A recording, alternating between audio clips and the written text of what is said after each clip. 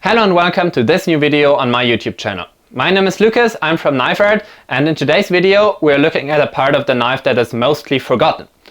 To be concrete, we're looking at the handles of the knives. You already learned in last week's video that a lot of makers, especially from Echizens, but basically from all over Japan, rely on other manufacturers to produce their handle, and the makers themselves only focus on their blades. So today we're visiting the Yamamoto family, who is the owner of Yamaken handles in Echizen, and they are going to show us how they make their knife handles. The business is run in 4th generation by Takuya and Yuma Yamamoto.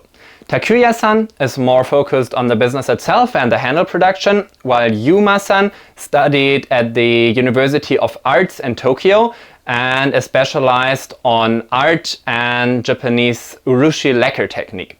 So she's responsible for the company field which is called Itoe, and there they're producing handles and other materials, for example cups or plates that are painted with Urushi lacquer, which creates beautiful patterns and also just different kind of colors, shapes, everything you can imagine. The Yamamoto family was very welcoming and showed me basically all of their business. However, as maybe any company with 100 years history, they have some trade secrets that they couldn't show me, so I wasn't able to film that. However, I got a great impression of how they make their knife handles, and I'm going to show you that in today's video. Of course, the first step of making a knife handle is choosing the wood. Yamaken works with a big variety of woods, while most of the wood they work with is maybe rosewood or palisander, but they get their wood from all over the world and they store it in their warehouse. There it's dried first, so it loses the tension and will not move anymore after it's shaped into a knife handle, and then it's brought into a workshop where the next step happens. As you saw, they get some of their wood cut into pieces already and some of the wood as the big timber. So the first step is to cut the wood into pieces. The second step depends on which kind of handle they are making. There are basically two kinds. One is the mono handle, which just contains one piece of wood, and the other one is the handle you're maybe most familiar with, where there's a big part in the end and a smaller ferrule part in the front of the knife handle.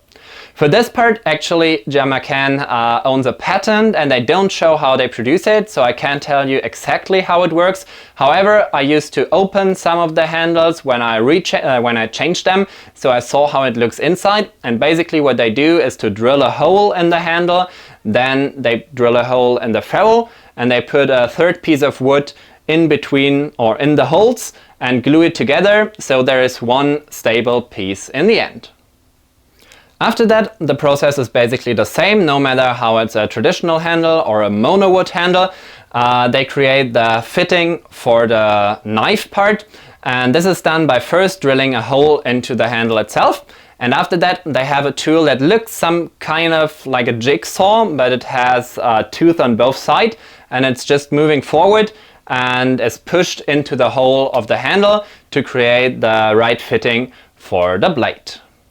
After that, the handle is finally grinded into shape. For that, Yamaken uses a belt grinder with some sort of template to keep the shape of the handle while moving it by machine to work quickly. Of course, they offer it in all different sizes and shapes. For example, they have D shape, octagon shape, oval shape, and of course sizes for patty up until a big yuto. The next and final step is the polishing of the handle, and this one actually depends on the price range of the handle. For the lower quality ones, they have a machine where they just put the handle in and it's turned automatically and polished. For the higher quality handles, this is done by hand on a polishing wheel, so basically pretty similar to the knife production you saw before, because they use the same machines. While polishing, they also use a polishing wax to seal the handle and also give it a shiny finish. With that, the handle is done and ready to be shipped to the knife makers or the wholesalers. But the story doesn't end here, because as I told you previously, there's still Yuma-san in the company who is responsible for Itoe and therefore for the more artistic sides of the Yamakan products. Yuma-san studied at the Tokyo University of Arts, and therefore she knows a lot about the Japanese Urushi lacquer technique, which is a technique using some kind of materials from trees to color products, and that's exactly what she does. As you're seeing here right now, she doesn't only do that with knife handles, but also with bowls and plates. And it's just such a satisfying process to watch her, because she's super calm and still precise, and the results are just great, as you can see by yourself. So let me know in the comments what you think. Is that a product, maybe not as the bowl, but as a knife handle, you would be interested in buying in Europe or especially Germany? Then I might consider adding them to my store.